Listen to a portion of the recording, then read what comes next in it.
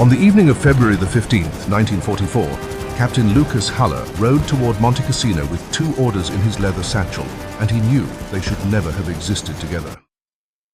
The first was an old carbon copy, worn white at the folds, stating that no German soldier was to enter the abbey founded by St. Benedict in the year 529.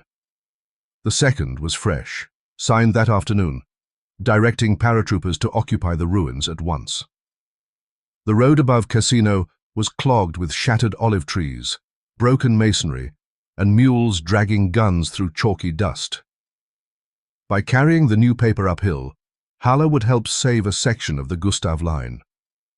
By carrying it at all, he would bury the meaning of the first. That was the hour when the story truly began for him, though its roots went back to September, to Rome, and to a different kind of collapse.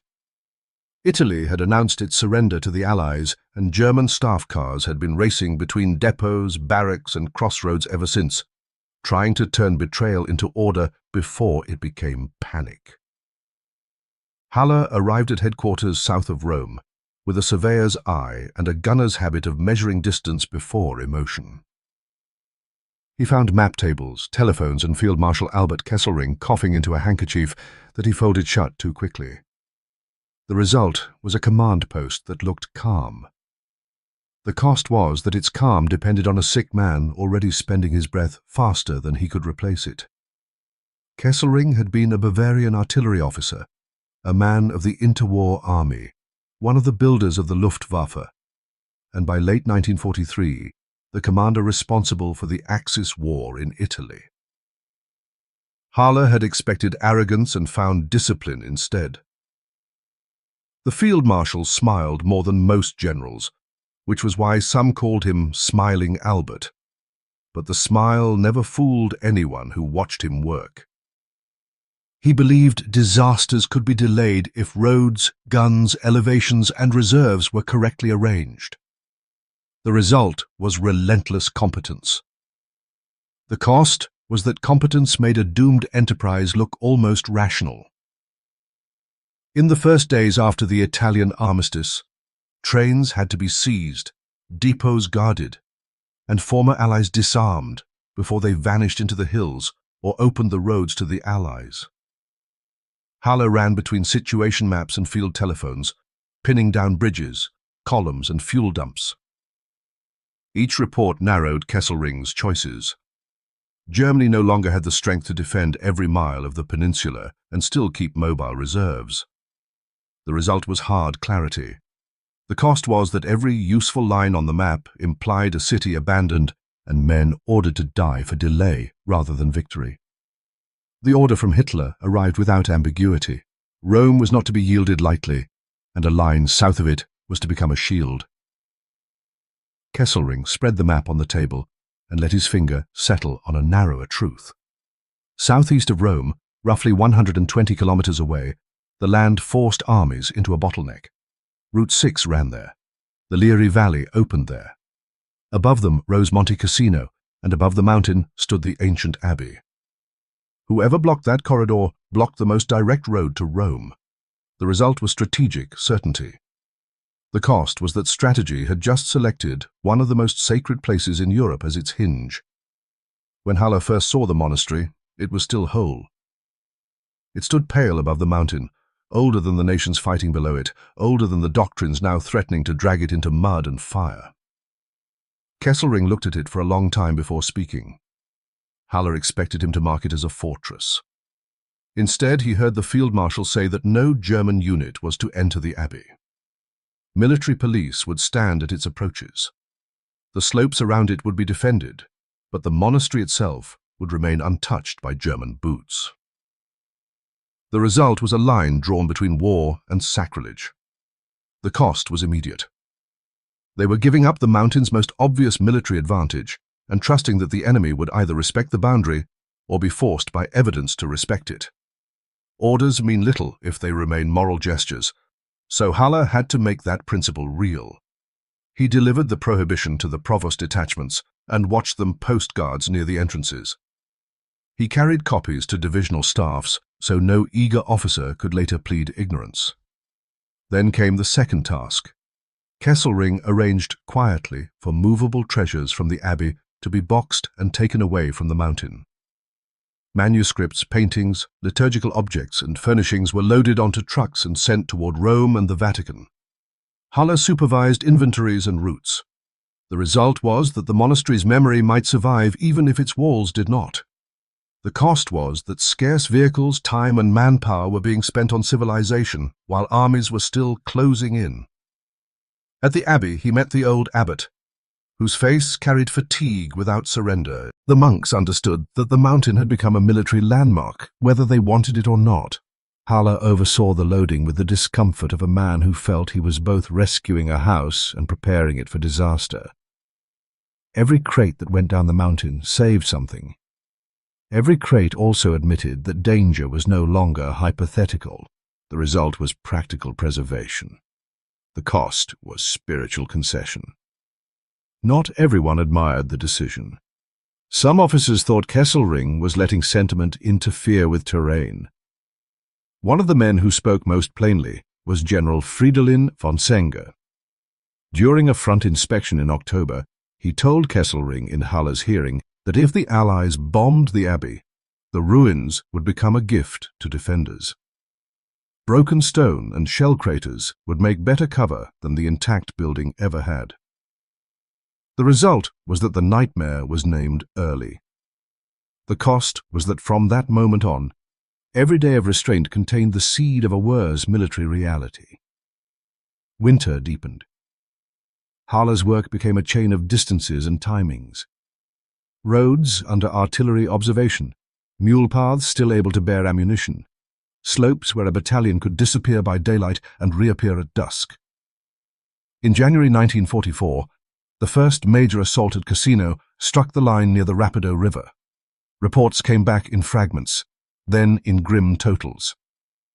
The attackers had been cut down in the crossings. Kesselring acknowledged that the line had held and showed no triumph. He told Haller that this was only the beginning. The result was a tactical success. The cost was that success itself invited larger Allied effort, more aircraft, more artillery, and more certainty that the mountain had become a problem to be solved at any price. As the weeks passed, the suspicion that Germans were using the abbey spread among the Allies. Haller knew the accusation was false in its original form. No German troops had been stationed inside the monastery before the bombing. He knew because he had carried the order, posted the guards, and watched the trucks remove the treasures. Yet truth on a map and truth in a war were not the same thing. The result was that he could prove one reality inside German files and among the monks. The cost was that none of those proofs could force enemy commanders to believe him before they acted. The bombing came on the morning of February 15th. Haller was about 50 kilometers from the abbey when the first distant concussions began rolling across the cold air. Staff officers paused, then pretended not to pause. News arrived piecemeal, and then all at once. 229 American bombers. More than 1,000 tons of explosives. The abbey broken open by air power and gravity until it became a mountain of dust. Kesselring went to the window and stood there with the rigid stillness of a man watching a prediction become an order. The result was that the ancient monastery was gone in a single afternoon. The cost was that the moral line he had drawn no longer protected anything living. When the reports were complete, Kesselring did not indulge grief for long. He summoned Haller, dictated the new order, and signed it. The 1st Parachute Division was to move into the ruins. If the abbey had ceased to be a sanctuary, it had become a fortification, and Germany could not afford to leave such ground unused. Haller took the paper, slid it into the satchel beside the old prohibition order, and drove uphill. By the time he reached the shattered heights, the transformation had already begun. Paratroopers were studying angles of fire among broken arches. Engineers were marking approaches. Stone that had once framed prayer now framed fields of killing. The result was that the mountain became one of the strongest positions in Italy. The cost was that Haller himself had carried the sentence that made civilization's corpse useful. Inside the debris, He realized von Senger had been right. A standing abbey had been visible and vulnerable. A wrecked abbey was chaos, and chaos in mountain warfare could be stronger than design. Rubble absorbed shells, craters hid machine guns, cellars and collapsed corridors broke up blast and movement alike. The men of the 1st Parachute Division did not need long to understand what the Allies had handed them. Haller delivered the order, received the acknowledgement, and descended in darkness. He had gone up the mountain months earlier to keep Germans out of the abbey. He came down now knowing that the line would be held by Germans inside the same stones. The result was military advantage. The cost was irony so sharp it felt like betrayal. After February 15th, Haller's war became a shuttle between maps and ruin. He carried ammunition priorities to divisional staffs, casualty summaries back to headquarters, and fresh instructions out again under artillery haze.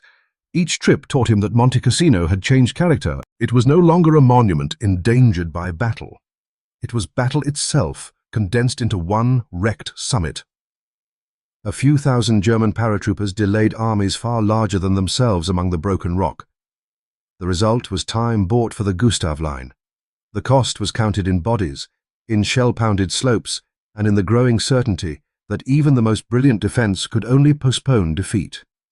The enemy never appeared to Haller as an independent story. It appeared as smoke, wire intercepts, captured maps, and new flags on situation boards. New Zealanders, Indians, British gunners, French mountain troops, Americans, and finally Poles all entered his world as pressure on one weak point. The result was that he came to see the Allied coalition less as separate armies than as a single force of attrition. The cost was that every successful German day only promised another, larger assault. Kesselring's health worsened as the fighting hardened. By March, the Field Marshal's cough grew deeper and fever began to take whole afternoons from him. A headquarters doctor examined him and recommended that he leave Italy for treatment. The advice was medically sound. It was also operationally catastrophic. Kesselring refused. He said that if he departed, the soldiers on the line would believe the battle for Rome was already lost. The result was that he remained at his post and preserved the appearance of control. The cost was that control now depended on a body already failing under its burden. Illness altered command in subtler ways than collapse. Kesselring could still decide, but he increasingly had to decide fast, from bed or from a chair pulled close to the map table. That shifted weight onto the men nearest him, and Haller was one of them. He learned to recognize the difference between the Field Marshal's formal language and his intended meaning. Public orders stressed duty and endurance. Private remarks revealed a second logic. Cassino must hold as long as it could, but the army itself could not be wasted there. The result was that Haller became an interpreter, not just a courier.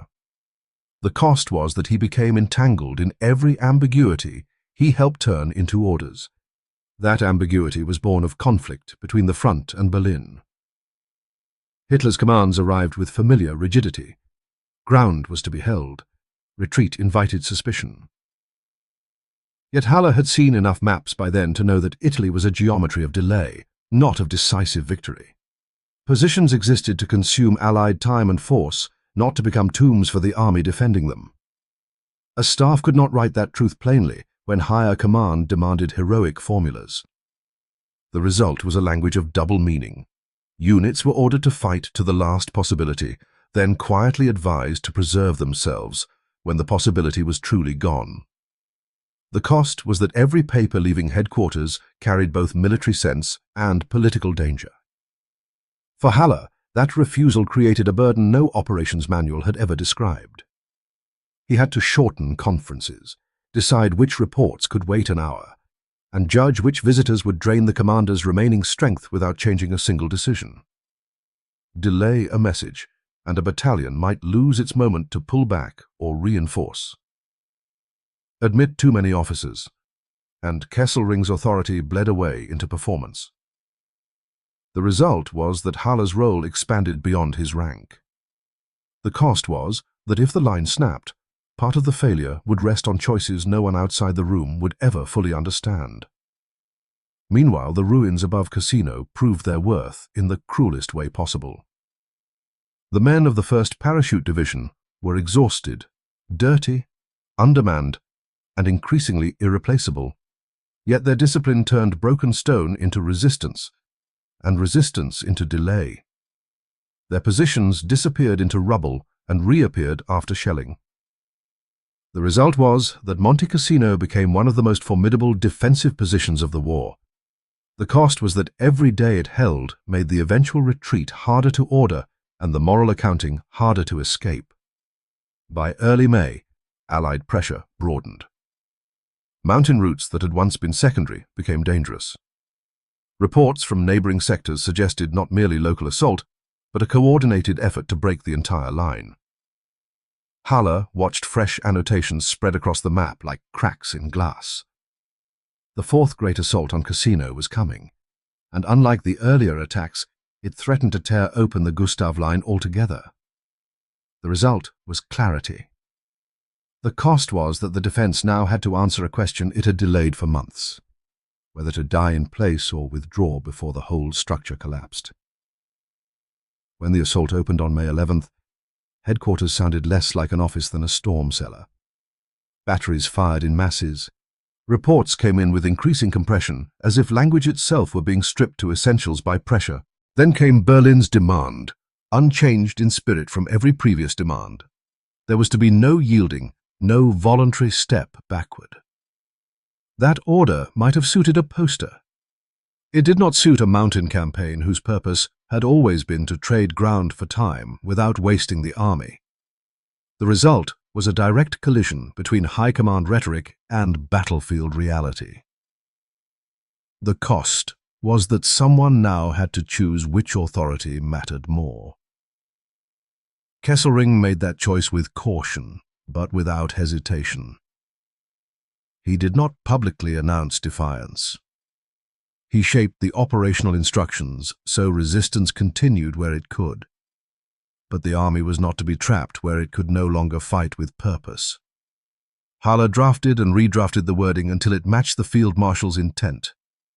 Units would conduct phased resistance, impose losses, preserve combat strength, and fall back when the position no longer justified the sacrifice. The result was a path out of catastrophe. The cost was that the army could now save itself only by surrendering the very ground it had held at such terrible expense. The most painful order Haller carried in that phase was the one that ended the vigil in the ruins. On the night of May 17th, he went again toward Casino with instructions for the paratroopers to withdraw under darkness. The men who received it did not look relieved. They looked insulted by necessity. For months, they had transformed the ruins into a wall against Allied armies. Now their success had become the reason they had to vanish before they were cut off and crushed. The result was that the elite core of the defense survived. The cost was that Monte Cassino, after so much blood, had to be given up in silence rather than in triumph. The withdrawal was executed with the same cold professionalism that had made the defense famous. Positions were thinned, routes masked, weapons lifted from places where they had seemed part of the rock itself. By dawn, the mountain that had held back the Allies for months was no longer German. The next day, the Polish flag rose over the summit. From a military perspective, the retreat had been correct. The 1st Parachute Division had not been annihilated in the ruins. The army remained capable of further fighting to the north. The result was operational preservation. The cost was symbolic ruin. Haller understood then that Kesselring's brilliance could arrange defeat more honorably than most men could and still not prevent it. Rome fell to the Allies on June 4, 1944. But not because Kesselring had been careless with his armies. He had drawn them back before encirclement could destroy them, preserving a force that would continue resisting in central and northern Italy. When an officer asked whether they had lost, the field marshal said something close to the sentence Haller would remember for the rest of his life. They had won every battle and lost the war. The result was a definition of the campaign from the German side. The cost was that the sentence contained its own confession. Tactical mastery could delay history. It could not reverse it. The war dragged on. Fronts moved north. Headquarters shifted again. By the time Germany surrendered in May 1945, Halle had carried enough orders to understand what records meant. Men forgot. Governments simplified. Victory edited memory with brutal confidence. So he kept copies where he could. The prohibition on occupying the abbey, inventories connected to the transfer of treasures, and later instructions showing that the ruins had been used only after Allied bombing created them. The result was that a paper trail survived. The cost was that those papers also tied him forever to the machinery that had produced the campaign. After the surrender, Kesselring was interrogated by the Americans and later put on trial for war crimes. Halle was not powerful enough to shape those proceedings, but he was close enough to be called, questioned, and asked for documents. In those rooms, Monte Cassino returned in another form. Why had the abbey been protected? Was that protection sincere or merely convenient?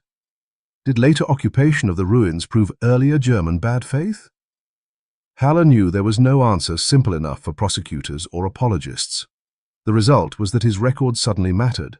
The cost was that truth, once produced, would not free anyone.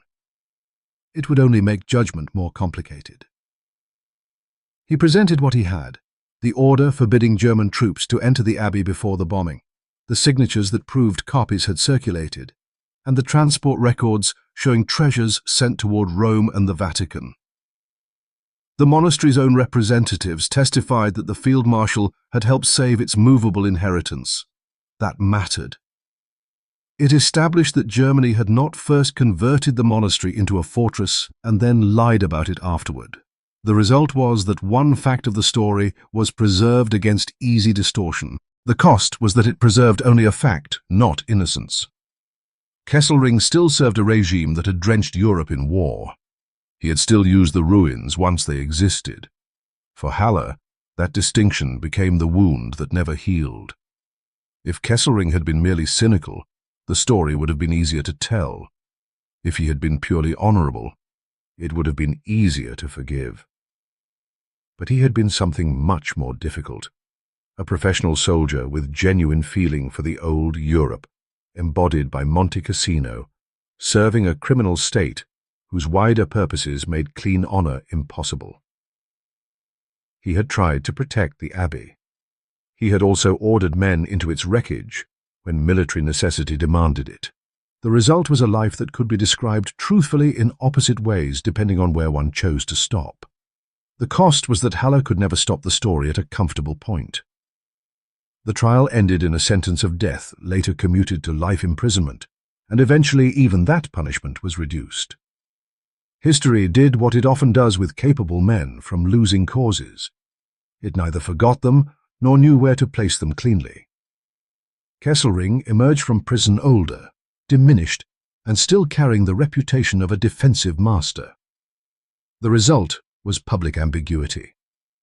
The cost was that private memory had no court of appeal beyond the conscience of the men who had been there. In the years after the war, the abbey on Monte Cassino was rebuilt. Stone replaced stone. Walls rose where bombers had flattened them. Halle followed the reports of reconstruction with more attention than he followed most political news. Each completed stage altered the scale on which he remembered his own role. The result was a kind of limited consolation. The cost was that reconstruction restored the monastery, not the men who had died because it had become strategically indispensable. By 1960, Kesselring was dying. Halle went to see him because the road from Rome to Cassino still ran through his head and would continue to do so whether he visited or not. The old field marshal looked smaller than the man at the maps had ever seemed, but the eyes remained attentive. He asked about the abbey. Not about medals, not about memoirs, not about whether later historians had judged him fairly. He asked whether Monte Cassino had been rebuilt and whether it looked as it had before. The result was a final alignment of values. The cost was that it came too late to change anything he had done. Haller told him that the reconstruction had been completed in 1956 and that the abbey stood again in its old form. The answer meant that the building had outlived both the bombers and the garrison. It meant that the ancient order of monks, interrupted by modern armies, had reasserted itself in stone. It also meant that the field marshal could die, knowing that the thing he had failed to save in 1944 had been restored without him. The result was visible relief in the old man's face. The cost was that relief itself confirmed the tragedy. He had spent months holding a line for a doomed regime, and found his nearest peace not in military memory, but in the survival of the one place he had once tried to keep outside the war. After that visit, Haller thought often about the two orders he had carried up the mountain on the day the abbey fell. One forbade German soldiers to enter. The other commanded them to occupy the ruins. Together, they contained the whole shape of Kesselring's tragedy. He had not begun with contempt for civilization. He had begun by trying, within the logic of war, to preserve a boundary around it. But war did what war always does when it is fed long enough. It broke the boundary, turned reverence into cover, and forced a man who wanted to defend both a road and a monastery to choose the road once the monastery had been smashed. The result was one of the greatest defensive performances of the Italian campaign. The cost was that no defensive performance, however brilliant, could wash the cause behind it clean. That was why Haller never repeated the campaign as a story of simple heroism, even when later writers were tempted to shape it that way. There had been courage at Monte Cassino. There had been discipline, restraint, and even forms of chivalry rare in that war. There had also been stubbornness in service of a doomed and unjust system. The field marshal's professionalism had slowed Allied progress, protected his armies from destruction, and preserved some part of the abbey's patrimony. It had not rescued Germany from itself. The result was a narrative too honest for propaganda. The cost was that it denied everyone the ease of a single moral label. If there was a final lesson in the story Haller carried, it was not that honor could save a bad cause, because it could not. It was not that military brilliance was meaningless, because on those mountains, brilliance had preserved lives and delayed destruction in very real ways. It was something harder. A man could be decent in parts of himself, rigorous in his work and sincere in his wish to spare what should have been spared, and still spend his gifts holding up the wrong world. That was Kesselring's tragedy at Monte Cassino. He did not lose because he was incompetent. He lost because even perfect defense cannot redeem the thing it is defending when history has already judged the foundation unsound. The abbey rose again. The war he served deserved to fall,